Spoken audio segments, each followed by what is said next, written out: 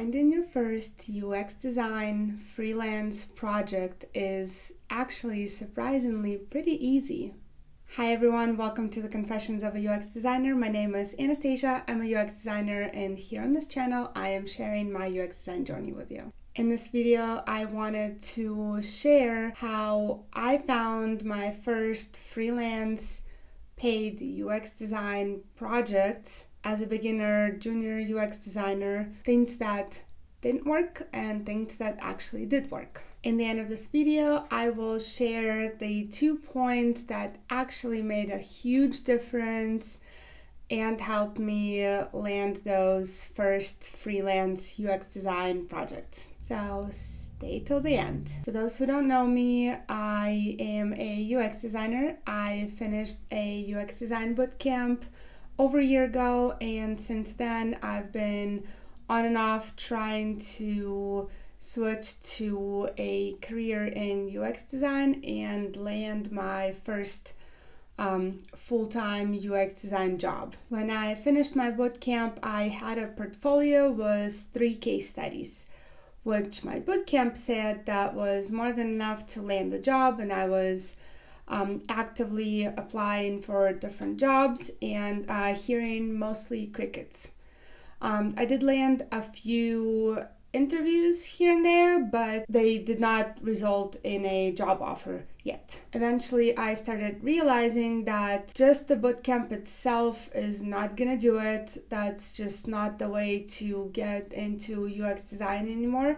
You need to stand out. You need to have experience somehow.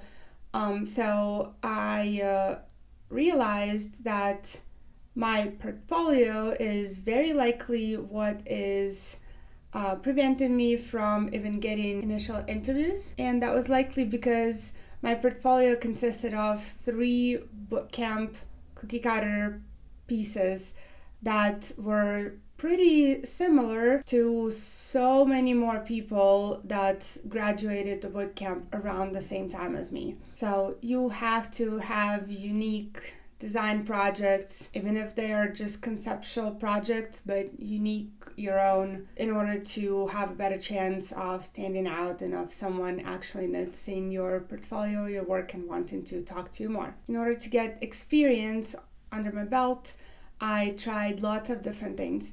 I tried to apply to very junior, part-time, internship, volunteering positions was the portfolio that I currently had, which was just a bootcamp portfolio. I also created profiles on Fiverr and Upwork and set my prices very low, trying to get some projects that way. I even went as far as finding hiring managers on LinkedIn and messaging them even though they did not have the actively open positions that would fit my situation at the moment. Unfortunately, none of that really worked, and it was making me feel like a total failure, and I was very unmotivated and discouraged and felt like a complete imposter. It was very hard to get out of that circle of constantly beating myself up until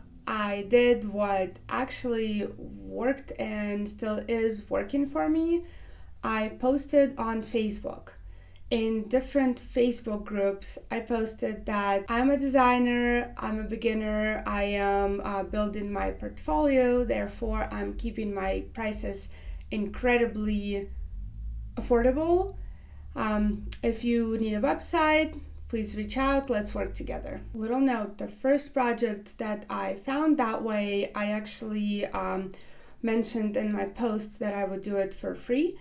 And it was horrible, a complete disaster, and I, as much as possible, do not recommend taking on unpaid projects. After that post, I received quite a few inquiries and ended up getting 2 clients that were paying clients. Yes, my prices were incredibly low, but they were the 2 paying clients that I worked with. And now, like I promised in the beginning of the video, Here's the 2 tips that actually made a huge difference and helped me find those first freelance UX design projects. First, post in your local Facebook groups.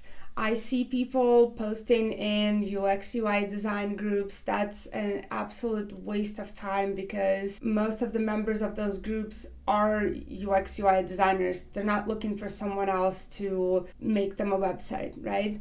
I also tried posting in like the different business networking groups, but those are just huge, very generic. Didn't have any luck with that.